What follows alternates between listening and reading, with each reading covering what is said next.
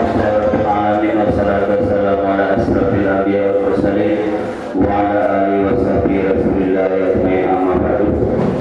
Yang terhormat Bapak pimpinan Pondok Pesantren Al-Manar beserta majelis gurunya atau pengasuhnya, yang terhormati rekan narasumber dari Dinas Kesehatan Kabupaten Selangor yang kami banggakan dan yang kami sayangi, anak-anak kami, siswa dan siswi ataupun santri-santriwati dari tentunya selalu berterima Allah Subhanahu wa taala atas izin dan ridhonya.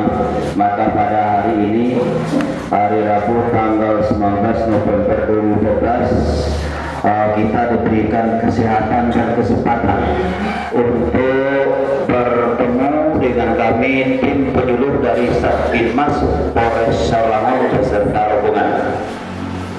Salawat bagi salam tentunya atas junjungan kita Nabi sallallahu alaihi wasallam yang telah membawa kita dari alam kegelapan, alam kebodohan kepada alam yang penuh dengan ilmu pengetahuan seperti yang kita rasakan pada saat ini. Assalamualaikum warahmatullahi wabarakatuh. Alhamdulillahirabbil alamin wassalatu wassalamu ala asyrofil anbiya'i wal mursalin wa ala alihi wa ashabihi ajmain amma ba'd.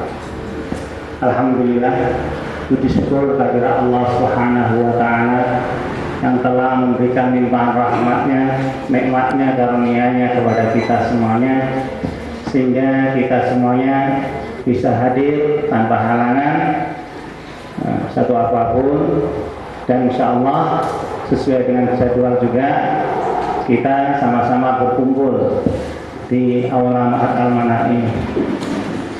Salam serta salam semoga tetap tercurahkan atas junjungan kita Nabi Muhammad Sallallahu Alaihi Wasallam, juga kepada keluarga beliau, para sahabat, para tabiin, tabiin, dan para pengikut beliau setia sampai hari kiamat. Yang saya muliakan kepada bapak-bapak rombongan dari Mapolres Selangor, dan juga kami muliakan kepada Dinas Kesehatan Kabupaten Selangor, dan juga kami hormati kepada seluruh para asatidz mengucapkan ribuan terima kasih atas kedatangan dari rombongan Mapolres Selangor dan juga Dinas Kesehatan atas kepercayaan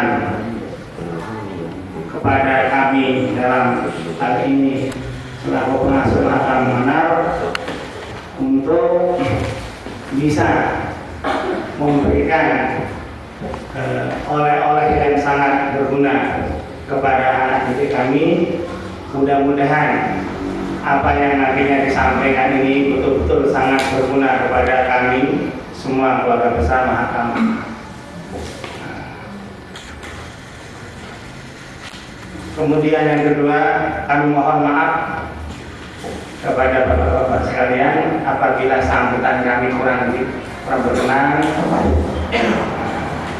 ada mungkin kurang sana sini, kami mohon maaf sebesar-besarnya. Inilah barangkali yang bisa kami. Terima kasih atas waktu yang diberikan. Halo. Halo, halo. Apa kabar? Terima kasih.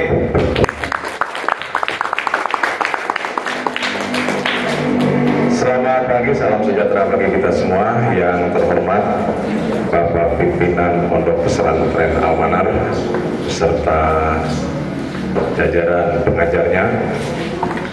Yang saya hormati Bapak Romi dari Dinas Kesehatan. Yang saya banggakan dan yang saya cintai anak-anakku semua, santriwan dan santriwati Pondok Pesantren Al-Manar. Setelah Bapak pakai kacamata ini ya, yang perempuan kok cantik-cantik. Tepuk tangan dong. Yang laki-lakinya ganteng-ganteng. Mudah-mudahan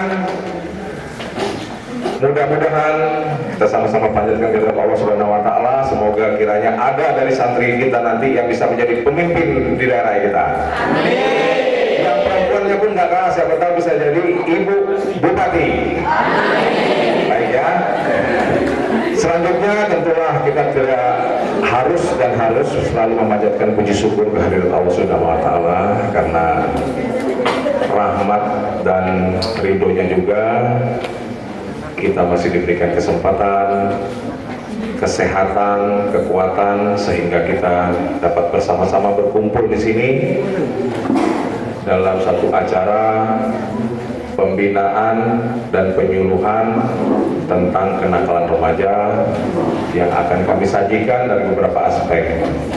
Hendaknya lah dalam pertemuan ini anak-anakku dapat menyimak, mencatat, dan apabila pada saat ada ruang untuk pertanyaan nanti diberikan, kami berharap untuk proaktif bertanya. Kalaupun bukan dari materi yang ada saja, silakan kami membuka ruang yang seluas-luasnya, silakan bertanya. Baik, anak-anakku sekalian, Bapak Pondok Pesantren yang saya hormati, serta Bapak-Bapak sekalian, sebelum kita menginjak ke arah itu, tapi tentunya Bapak perlu mengenalkan diri, bahwa nama Bapak adalah Juheri, ya, pangkat ini namanya Inspektur Polisi 2 atau IPDA. Bersama saya tadi sudah membawa acara, ada Pak Abdul Qadir, ada satu lagi Pak Solehan di belakang. Nah, itu tim dari Binmas. Anak-anakku sekalian, kenapa ini dilaksanakan? Tentunya pertanyaan begitu ya. Sebelum kita masuk ke sana, Bapak akan ulas dulu tentang Kepolisian Republik Indonesia sekarang. Jadi kalau sebelum reformasi, tepatnya tahun 98, polisi masihlah di bawah ABRI, bersama dengan ABRI maksudnya ya. Tentu kami pun masih militeristik ya. Namun setelah reformasi bergulir, tepatnya di tahun 2000 dengan keputusan Presiden nomor 89 menyatakan jelas kedudukan Kepolisian Negara Republik Indonesia berada di bawah Presiden. Sifat yang ada di dalamnya ingin minta lagi, canduan namanya, kalau dikatakan demikian. Setelah masuk ke dalam tubuh, dia akan minta lagi. Nah, teman tadi dikasih, ada rasa mau minta lagi, datang lagi teman tadi yang punya, kasih lagi. Ya seminggu, 2 minggu, di dalam tubuhnya, pengen lagi nih, bagi lagi ke teman tadi, dikasih lagi. Setelah minta, ya anak-anakku, nah besoknya datang lagi mau minta terus, beli. Minta terus, beli. Nah kan, repot. Mau beli uang nggak punya, tapi dalam tubuh minta terus. Dalam tubuh ini otaknya tuh, oh iya, ayo pakai terus. Nah mulai uang jajan dipotong. Kalau tadi mungkin dikasih uang jajan dipotong, beli narkoba. Ya kan? Beli dulu nih dengan adanya uang jajan tadi secukupnya. Karena sifat yang meminta dan harus bertambah banyak, harga beli semakin meningkat. Uang jajan tidak mencukupi untuk belanja. Mulai yang pertama, celana Bapak digantung, ada dompet Bapak, cabut dulu nih selembar. Misalnya 20.000, pergi lagi ke rumah temannya, beli 20.000. Meningkat lagi nih, besoknya ambil lagi celana Bapak, nasi Bapak tadi. Kalau seperti saya juga nak, kadang-kadang tahu isi dompet saya. Loh, dompet ini kurang terus, apa ada tuyul di rumah nih? Iya kan, apa ada tuyul di rumah nih, nggak hilang terus. Mulai Bapak hati-hati, dompet Bapak sumputin. Nah bingung mau ngambil lagi. Nah, dompet Bapak baca lagi nih. Mulai mama pula kan. Mulai ke mama pula kan. Nah, semakin begitu juga terjadi, mama pun hati-hati. hati-hati. Mulai di dalam rumah lagi, entah tarik dulu DVD, jual. Pencurian dalam keluarga sudah terjadi tindak pidana pencurian, walaupun lingkupnya hanya di keluarga. Paling dulu DVD, nah mulai ketiduran, kakaknya mana DVD ini hilang, nah besok ambil lagi terus ambil di dalam rumah nih, seisi rumah sudah gaduh, siap-siap kalau anak itu namanya mulai nanti, wah lagi mengawasi anak itu kan. Hati-hati semua rumah. Nah, si anak tadi berpikir peluang mencuri sudah tidak ada lagi. Karena pencurian akan terjadi apabila ada kesempatan, ada niat, kan begitu. Niat ada, kesempatan tak ada. Kakak lah mulai ngawas-ngawasi, adik lah ningok-ningok, emak apa lagi, bapak apa lagi, mulai keluar anak-anakku. Ini sudah minta terus ini di otak nih, pakai narkoba dalam benak, narkoba aja otaknya nih. Ada motor, kebetulan motor kunci stangnya di situlah, kunci switchnya kan. Orang tuh mungkin pergi sebentar, nah laju, ambil bawa kabur. Pencurian motor, ditangkap polisi, beli maling motor sama dua kali anak-anak. Nah demikian, ya jadi. Narkoba, nanti setelah Pak Romi tolong bicara baik-baik, ada ruang pertanyaan, silakan tanya seluas-luasnya. Selanjutnya anak-anakku, di dalam Undang-Undang 35 2009 tadi disebutkan ancaman hukuman bagi pemakai narkoba, dia ada dua. Kalau dia penyalahguna pemakai narkoba, ancaman hukumannya adalah maksimal 5 tahun. Sedangkan di luar daripada penyalahguna atau pemakai, misalnya pengedar, bandar, distributor, banyak semua bentuk-bentuknya itu, produsen segala macam itu di atas dari kalau pemakai, itu ancaman hukumannya minimal 5 tahun sampai dengan hukuman mati.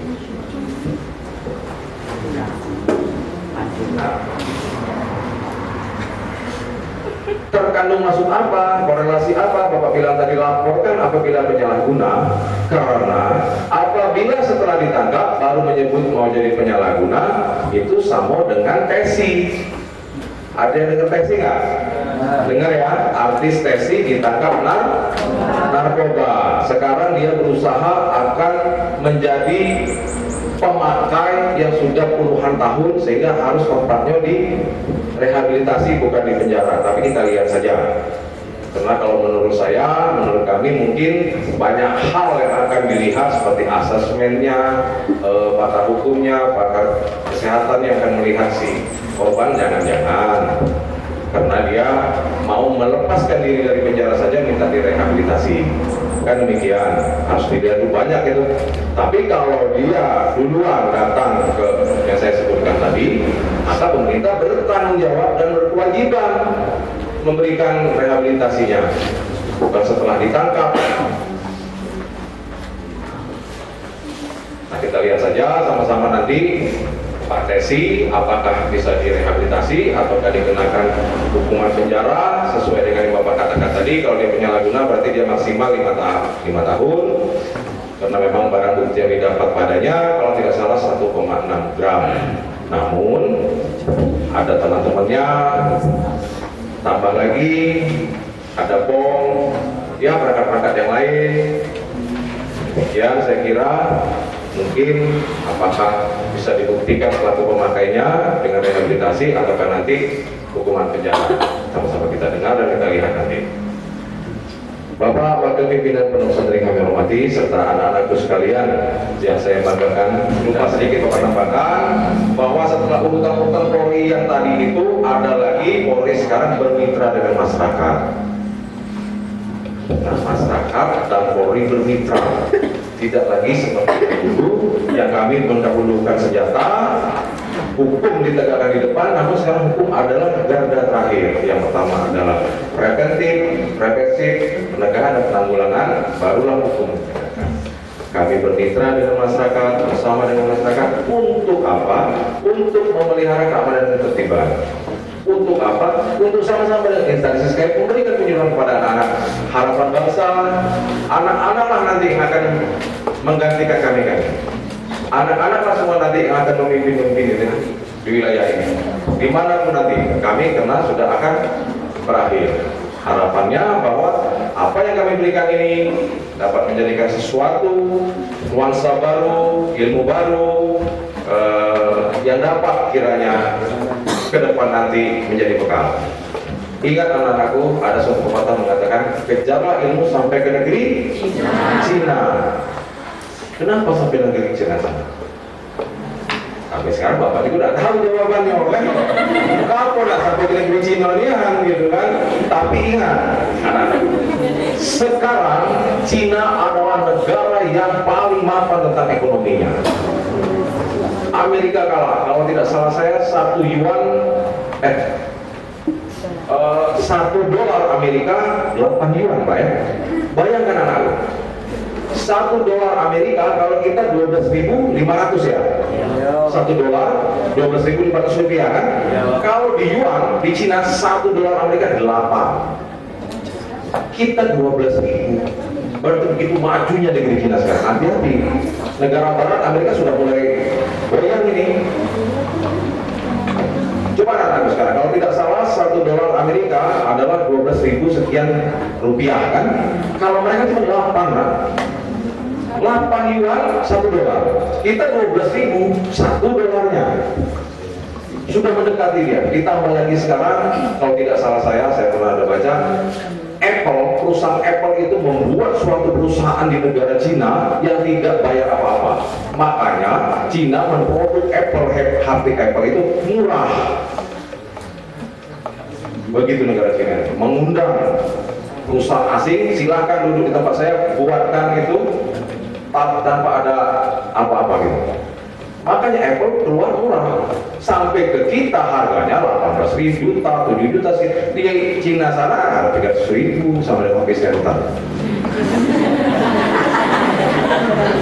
Nah, kenapa? Regulasi yang membuat kita begitu. Masuk ke negara kita ini yang mahal, nah sehingga bakal jadi 7 juta, belasan juta, harganya 300.000 di Cina tuh. Masuk ke Indonesia tuh sampai lah jadi 7 juta, 8 juta. Nah, jangankan Apple, BlackBerry, apa itu sudah ada di negeri Cina sekarang. Berdiri dia, ada. Diberikan kemudahan, sehingga harganya murah.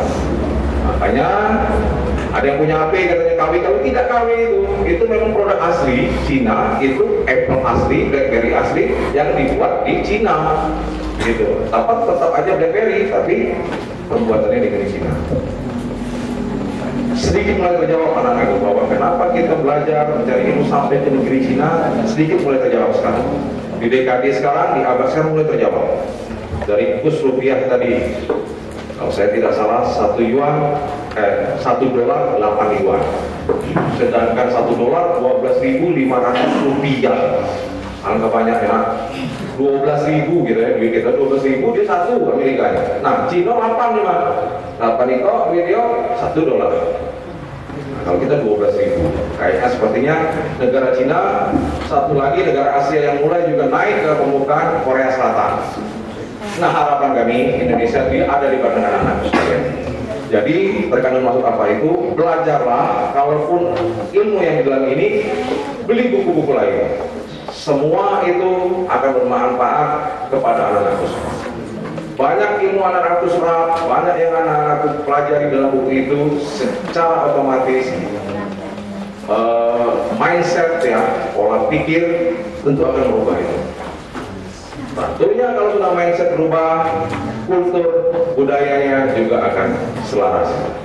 Baik anak-anak sekalian, saya kira saya sudah dulu ini. Apabila ada pengucapan saya, kata-kata saya kurang berkenan atau salah, mohon dimaafkan. Dan saya akhiri dengan wabillahi taufiq wal hidayah. Wassalamualaikum warahmatullahi wabarakatuh. Waalaikumsalam warahmatullahi wabarakatuh.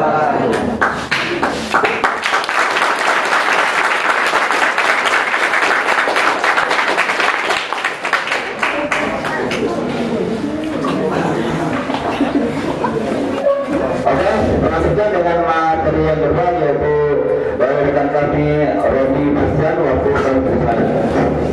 Assalamualaikum warahmatullahi wabarakatuh. Waalaikumsalam.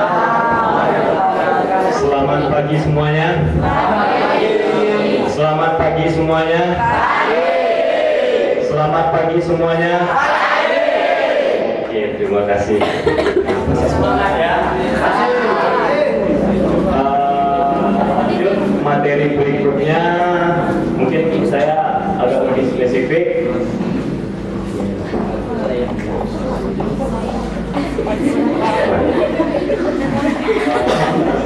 Spesifik temanya yaitu berbicara tentang narkoba. Udah pernah dengar? Yang belum pernah dengar siapa?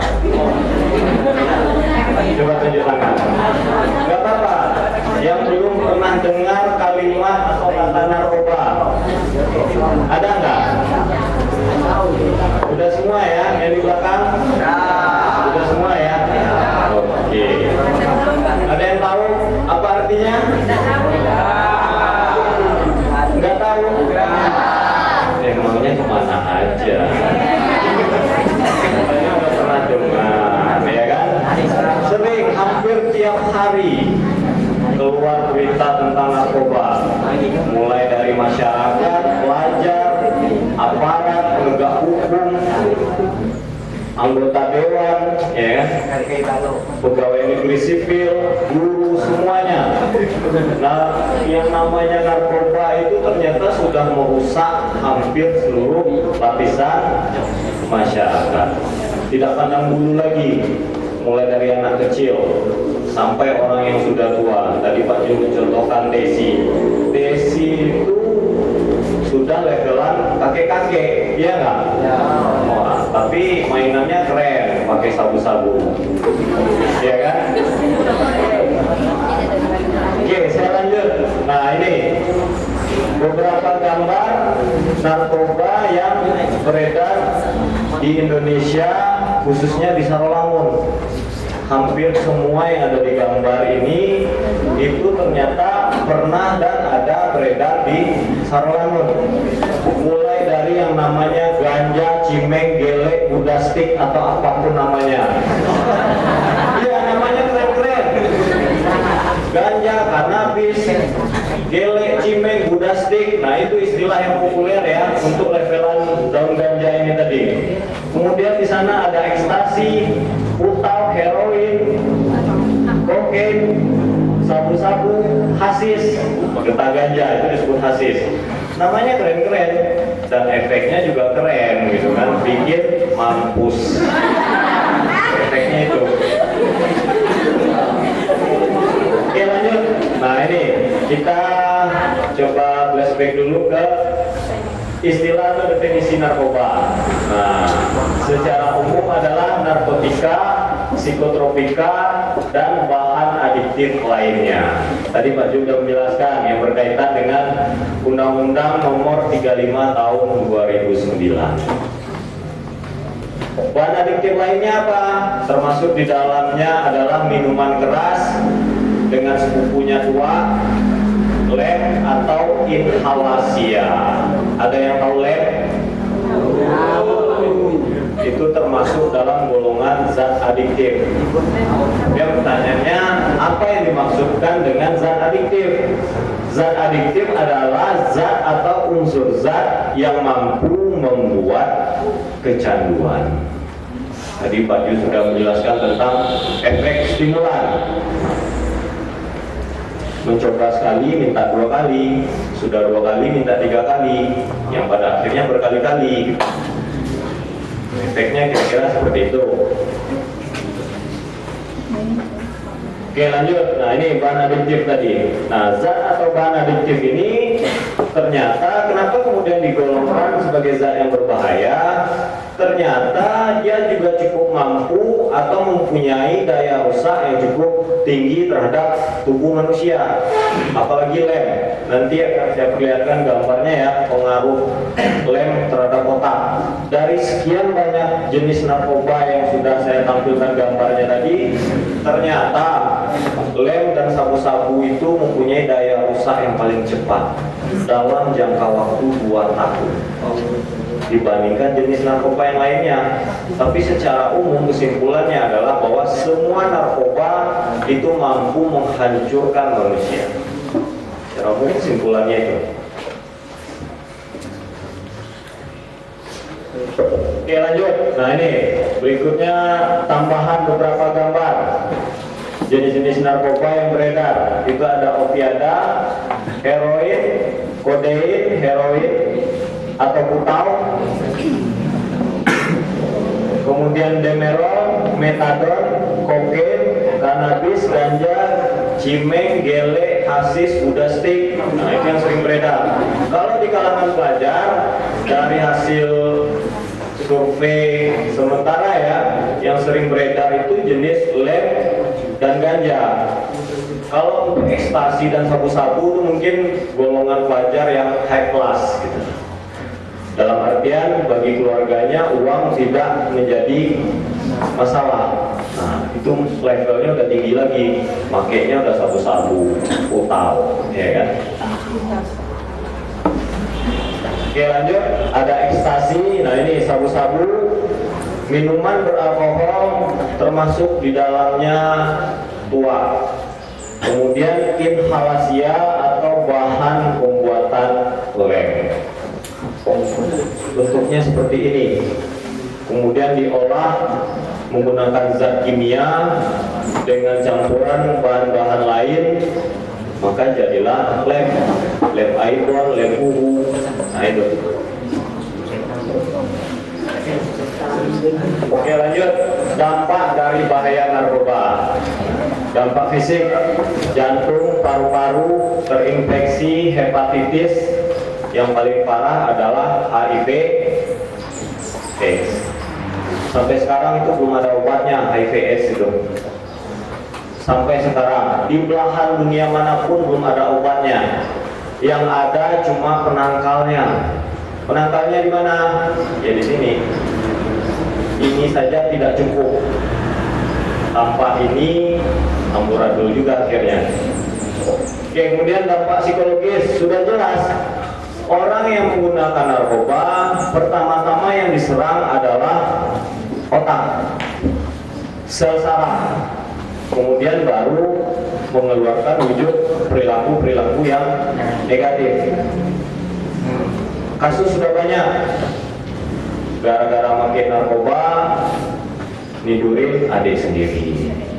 Gara-gara makin narkoba, mencuri, membunuh, merampok. Nah itu bentuk perilakunya seperti itu. Tapi yang diserang duluan adalah pola pikir dan fungsi otak. Kalau otaknya sudah nggak beres, maka perilakunya juga nggak beres pada akhirnya. Kemudian dampak sosial dan ekonomi selalu merugikan masyarakat. Nah ini berkaitan dengan aspek hukum. Tadi sudah dijelaskan Pak Jul. Karena kebutuhan akan narkoba ya, sekali, dua kali, tiga kali dikasih gratis. Tapi itu yang keempat kali mau minta lagi, temennya jawab beli dong katanya kan, masa minta gratis terus. Nah mulai mutar otak, uang jajan udah nggak cukup, akhirnya apa? Melakukan kriminal kecil-kecilan. Mulainya di dalam keluarga. Orang tua pergi kerja, dia mulai razia. Pakaian di lemari ya kan, dirarak buku di bawah kasur. Nah, itu yang ketawa itu berarti pernah ya.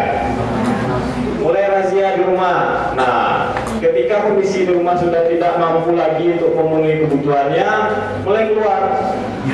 Merampok, menjamret, mencuri. Nah itu bentuknya seperti itu. Akan selalu meningkat dan tidak akan pernah turun kecuali setelah dia bertobat mungkin. Kalau belum ya akan selalu meningkat. Oke lanjut, gejala dini. Nah ini sulit diajak bicara, sulit diajak terlibat dalam kegiatan keluarga atau sekolah. Biasanya gejala dininya itu seperti itu. Diajak bikin tugas kelompok nggak mau, diajak main futsal nggak mau, main voli nggak mau, ya kan? Terus maunya apa? Maunya tuh nongkrong di kebun, bawa lem, bawa tuak, nongkrong di pinggir sungai. Maunya itu. Kalau diajak tuh hal-hal yang positif nggak mau gitu. Karena bagi orang yang menggunakan narkoba, hal-hal positif termasuk proses belajar mengajar itu hal yang berat untuk mereka lalui karena otaknya itu udah malas untuk berpikir, apalagi untuk memikirkan hal-hal yang lainnya gitu. Untuk diri dia sendiri belajar aja itu udah malas. Yang ada di pikirannya itu narkoba, tambah narkoba, tambah narkoba, sama dengan masuk surga katanya, ya kan? Oke, kemudian mudah tersinggung, sering pulang terlambat, sering bolos. Nah, itu udah jelas. Efek perilakunya sudah sampai sebegitunya. Yang awalnya nggak mau terlibat kegiatan di sekolah, tapi masih sering masuk sekolah. Tapi lama-lama malas, bawaannya malas. Sekolah menjadi suatu tempat yang menjemukan. Sekolah menjadi tempat yang membosankan. Karena apa? Bagi pemakai narkoba, khususnya pelajar, sekolah pada akhirnya terlalu banyak aturan. Dia merasa ingin bebas melakukan apa saja tanpa ada orang yang melarang, ada aturan yang mengikat. Oke, lanjut. Efek samping. Nah, ini kualitas hidup menurun, itu sudah jelas ya. Orang yang menggunakan narkoba, sebagian dari tubuh, fisik, psikologis, pola pikir itu sudah tidak bagus lagi. Karena pengaruh narkoba di dalam otak itu tadi masuk ke dalam sel-sel darah. Kemudian penyakit lever, paru-paru, AIDS, dan mati. Dia kalau langsung mati, kalau enggak hidup segan, mati lama. Itu sangat menyakitkan. Saya punya pengalaman di sini. Dulu kebetulan saya kuliah di Jogja ya, kuliah kerja. Saya berangkat ke Jogja itu 7 orang teman. Yang pulang membawa ijazah cuma 4 orang. 3 terlibat narkoba, 1 diantaranya bunuh diri mati konyol. Terbebas dari semuanya menjadi malapetaka. Karena kondisi di sana itu sangat-sangat menyamankan bagi pelajar, anak remaja, kaum muda untuk sekolah di sana. Sangat menyamankan. Sekarang saya mau tanya dulu, di pondok pesantren ini aturannya banyak enggak? Ayo jujur, nggak bakal dimarahin kok. Banyak ya?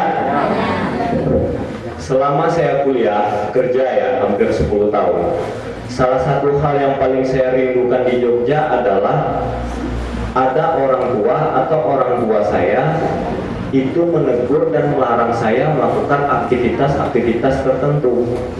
Itu yang saya rindukan. Tapi ternyata nggak ada. Saya bebas mau ngapain, mau naik gunung, mau ngapain, itu bebas. Tapi lama-lama akhirnya saya merindukan hal seperti itu. Ada orang yang melarang saya, nak, nggak usah naik gunung, cuaca lagi nggak bagus. Itu salah satu hal yang paling saya rindukan.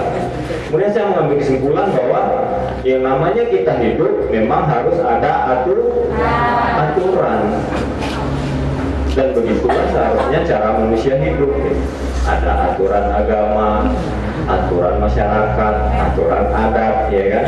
Nah, harus ada aturan. Begitu juga saat kita di sekolah. Oke, lanjut. Kemudian tingkatkan prestasi. Nah, banyak hal yang bisa dilakukan. Sebagian besar remaja yang menggunakan narkoba itu karena tidak tahu dengan diri sendiri. Dia nggak tahu maunya apa, kelebihan dia itu apa, gitu kan. Besoknya mau jadi apa, itu nggak tahu. Krisis kepercayaan diri, kebanyakan remaja seperti itu. Yang dijadikan idola itu artis-artis di televisi, ya kan? Itu kebanyakan. Jadi salah mengambil role model atau contoh. Nah, akhirnya hidupnya nggak karu-karuan. Saya dulu juga waktu sekolah, kalau berbicara prestasi akademik ya, juga tidak pintar-pintar banget jadi pelajar. Tidak ada hal yang istimewa. tapi saya berusaha mengembangkan bakat saya di bidang yang lain. Kebetulan saya atlet basket dari SMP, SMA sampai perguruan tinggi. Itu saya tekuni, dan itu yang saya berikan kepada orang tua saya bahwa oh ini anaknya tidak terlalu berprestasi di bidang akademik, tapi di bidang lain saya sanggup mengikuti kejuaraan nasional dan Asia Tenggara. Itu kebanggaan bukan hanya saya berikan kepada orang tua saya, tapi penghargaan untuk diri sendiri. Itu dulu yang penting. Apa yang bisa kita lakukan? Ini sudahlah prestasi akademik hancur-hancuran, di luar nakal, ya kan? Atau melakukan hal-hal di luar ketentuan hukum, melakukan hal-hal yang melanggar hukum. Itu menjadi apa generasi mudanya? Oke, kemudian tingkatkan iman dan takwa. Itu penting. Tapi yang lebih penting adalah pemahaman diri. Kamu ini apa, maunya apa, nanti akan bagaimana.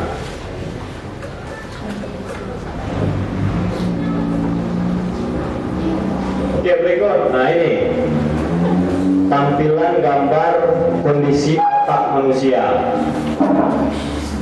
Ini bagian-bagian dari otak yang sudah teracuni oleh berbagai jenis narkoba. Yang paling kiri ini kondisi otak orang normal atau tanpa pernah menyentuh dan menggunakan narkoba sama sekali.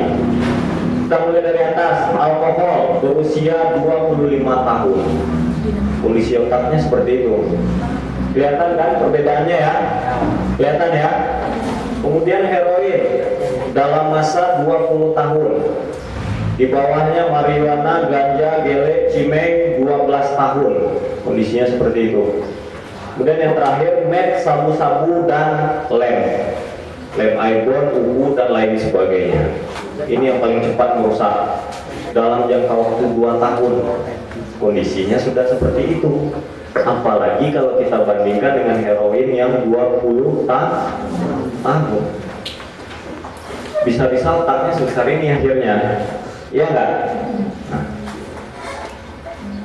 dalam jangka 2 tahun aja udah seperti itu kondisinya. Mulai terjadi penciutan. Struktur otak, fisik otak mulai terjadi penciutan. Nah ini bibit-bibit kriminal. Nah, itu dimulai dari sini. Pelajar seharusnya bawa apa sih ke sekolah? Ini yang dibawa miras. Keren kan? Dibawa miras ke sekolah. Kemudian ketangkep polisi. Nah, ini. Nah, mau jadi apa pelajar kita? Ada lihat gelang itu? Kelihatan nggak? Ada yang mau nggak? Gratis loh. Nah, gelang itu nggak dijual di pasar. Kalau ada yang mau, saya kasih gratis. Kalau mau. Oke, lanjut. Nah ini korban narkoba yang kemudian terinfeksi HIV/AIDS. Ini tadi sudah sempat saya singgung. Hidup segan, mati tak. Kondisinya seperti ini. Akan terbaring sampai malaikat pencabut nyawa datang. Setiap hari mungkin memohon, Tuhan cabutlah nyawa ini, tapi Tuhan nggak mau nyabut. Kadang kita tidak memikirkan efek timbal balik dari sebuah perbuatan. Akan selalu berlaku yang namanya hukum sebab akibat. Orang yang seperti ini tidak mungkin terjadi seperti ini tanpa melakukan hal-hal yang mengerikan. Narkoba, HIV/AIDS, seks bebas, HIV/AIDS itu 3 bersaudara. Lingkarannya itu aja. Sudah narkoba, seks bebas. Narkoba, seks bebas. Narkoba, seks bebas. Tambah lagi kriminal di dalam. Kemudian terjangkiti HIV/AIDS yang sampai sekarang itu belum ada obatnya.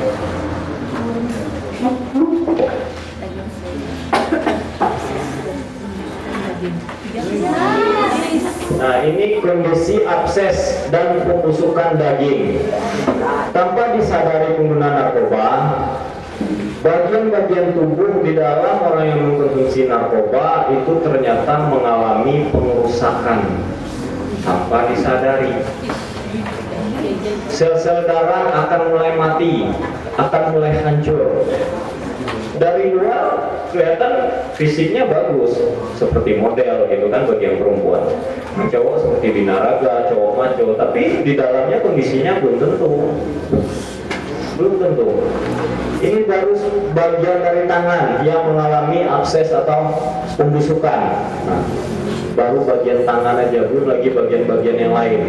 Tadi sudah terlihatkan gambaran otak. Otak aja akhirnya bolong-bolong dan menciut pada akhirnya.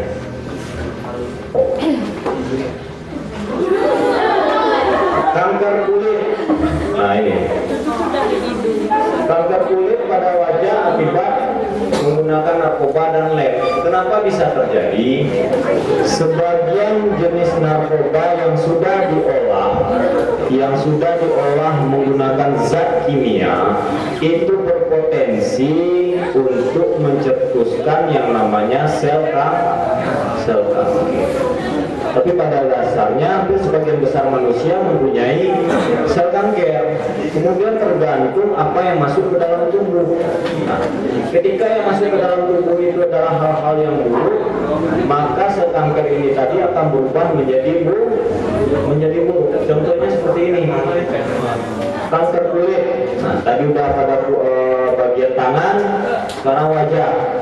Sebenarnya ada pada hampir seluruh bagian tubuh manusianya. Sampai di sini aja udah cukup mengerikan belum? Hah? Udah cukup mengerikan?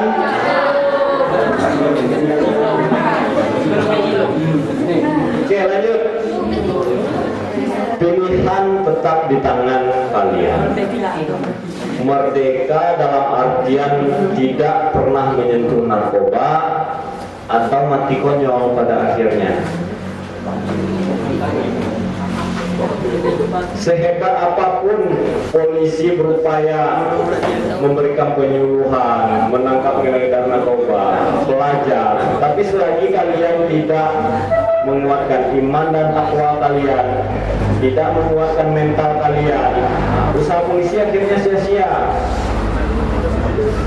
Aparat penegak hukum sudah banyak, hal yang dilakukan sudah banyak, mulai dari merehabilitasi, merekomendasikan rehabilitasi, melakukan penangkapan. Nah, tapi yang namanya narkoba tetap beredar. Sekarang malah bergeser ke daerah-daerah di luar kota-kota besar, ke kabupaten, ke Sarolangun gitu kan. Sudah bergeser sekarang. Ini gambar apa? Monyet. Bedanya binatang sama manusia apa? Akal. Pernah dengar dan lihat pelajar atau seusia kalian menggunakan lem? Pernah ya? Maksud saya melihatkan gambar ini, kalau memang perbedaan manusia dan binatang itu yang pertama akal, nanti atau kapan-kapan cari lem ibon, letakkan di depan binatang, entah itu kucing, sapi, monyet atau apapun.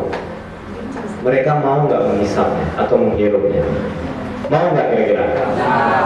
Berarti pelajar yang menghisap lem berarti lebih dari gitu aja. Cara kita berpikir itu sesimpel itu aja. Binatang aja nggak mau, tapi kita yang berpikiran normal, yang dikaruniai akal, malah iya kan? Banyak kan pelajar yang menghisap lem kan? Nah, kalian silakan coba nanti sama kucing atau hewan apapun. Mau nggak mereka?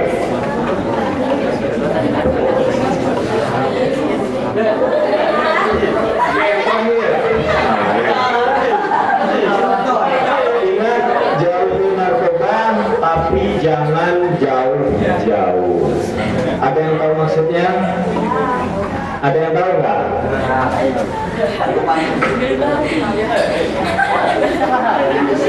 Oke, kalimat ini saya dapat dari subjek penelitian saya, kebetulan penelitian saya dulu tentang narkoba ya. Jadi salah satu subjek saya itu pada akhirnya mengatakan, ingat jauhi narkoba tapi jangan jauh-jauh. Saya tanya apa maksudnya? Katanya kita wajib tahu, paham narkoba itu bentuknya seperti apa, beredarnya di mana, tapi jangan pernah mencoba dan menyentuh. Ya nih, tambah cerita satu lagi, tadi terlupakan. Para bandar dan membuat narkoba, nah, semakin karena kemajuan teknologi dan ilmu pengetahuan, mereka juga belajar. Sama seperti kalian sekarang ini, belajar ketika pesantren, kemudian melanjutkan perguruan tinggi negeri, gitu kan, atau swasta. Nah, para bandar dan membuat narkoba ternyata juga belajar bagaimana mengolah narkoba menjadi makanan yang menarik. Contohnya pernah terjadi kasus di Jakarta, narkoba disulap menjadi atau diolah menjadi permen coklat. Itu pernah kejadian sekitar tahun 2000. Sedemikian canggihnya mereka kemudian, tidak lagi narkoba dalam bentuk yang saya tampilkan tadi, tapi sudah diolah menjadi permen coklat dan itu dibagikan secara diam-diam ke pelajar. Kondisinya seperti itu. Kalian wajib tahu bentuknya seperti apa, orang yang makainya itu seperti apa, pergaulan orang-orang narkoba itu seperti apa, tapi jangan pernah walaupun hanya satu kali mencoba. Oke, demikian materi dari saya. Selanjutnya saya akan memutarkan beberapa film pendek ya tentang narkoba. Mohon diperhatikan ya.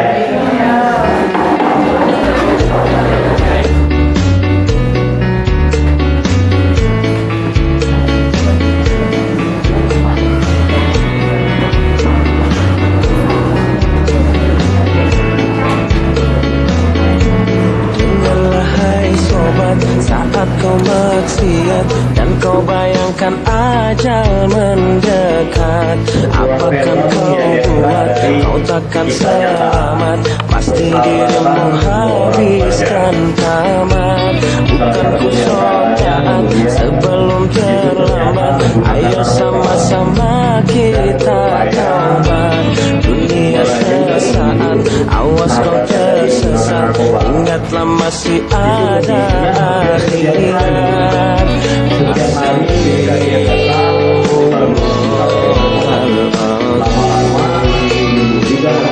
Ingat mati, ingat sakit, ingatlah saat kau sulit. Ingat, ingat hidup cuma satu kali.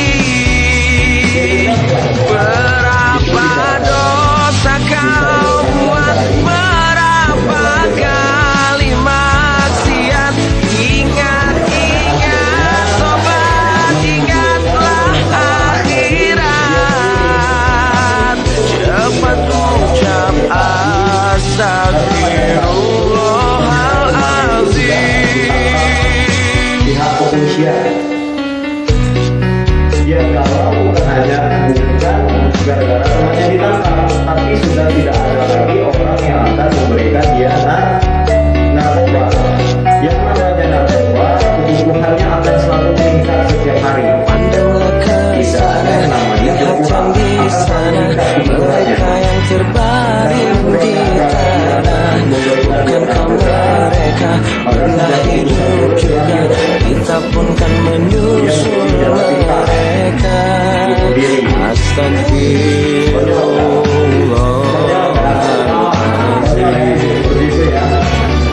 Ingat mati, ingat sakit, ingatlah saat kau sulit. Ingat, ingat hidup cuma satu kali. Berapa dosa kau buat, berapa kali maksiat. Ingat, ingat sobat, ingatlah akhirat.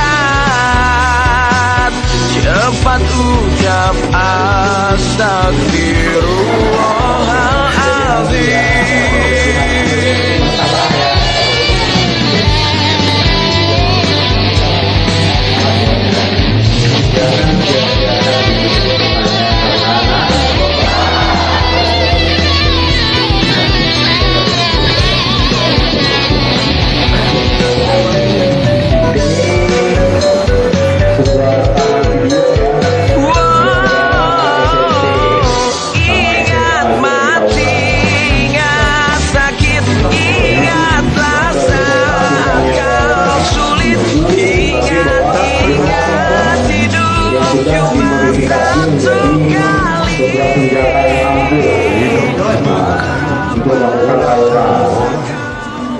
yang tiada ujung dan tiada kau.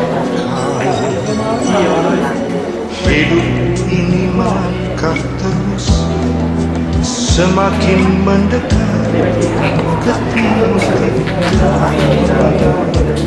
setiap langkah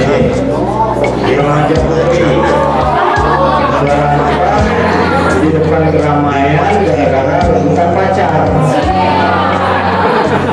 Mana pikirnya cowok biarkan kondisinya di tengah keramaian, pasti menggunakan seragam sekolah. setiap insan pasti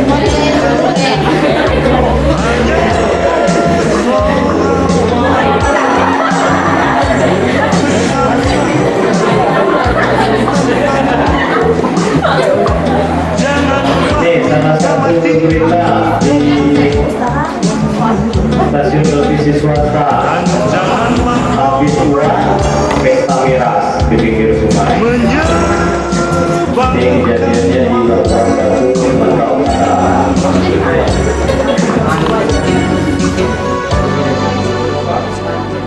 Minum tua.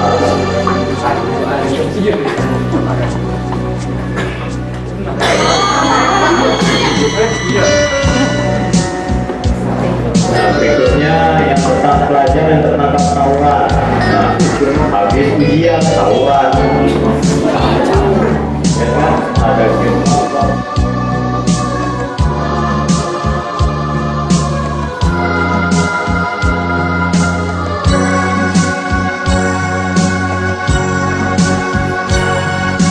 tiga rahasia ilahi yang berkaitan dengan hidup manusia. Kesatu tentang kelahiran, kedua pernikahan, ketiga kematian. Penuh hidup dengan cinta, ingatkan diri saat untuk berpisah. Tegakkan sholat 5 waktu dan saat disolatkan pesanlah jangan takut matikan setiap insan pasti mati, hanya seorang waktu. Pesannya tentangmu, janganlah minta mati dan janganlah kau berbuat menyebabkan mati.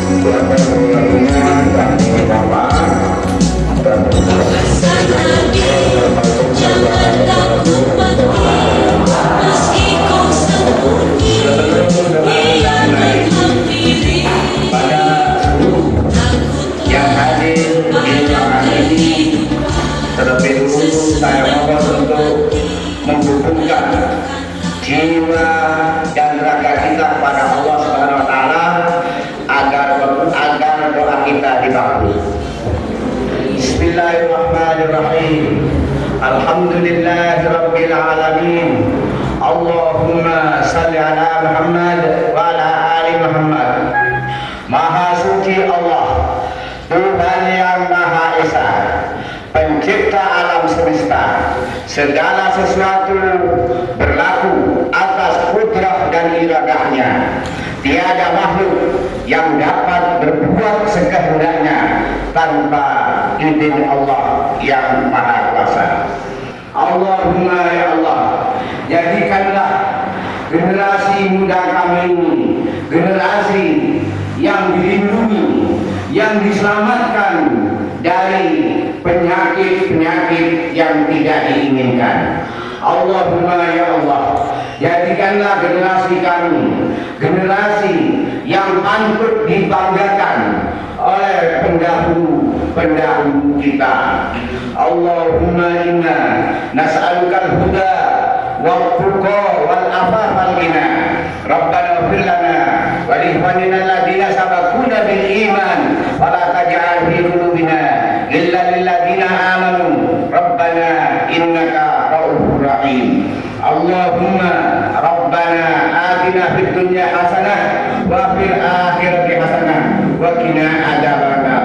Allahumma ya Allah, perkenankanlah permohonan dan doa kami. Wassallallahu ala nabiyyina Muhammadin wa ala alihi wa sahbihi ajmain. Wassalamu tasliman katsira. Subhana rabbika rabbil izzati amma yasifun wa salamun alal mursalin walhamdulillahi rabbil alamin.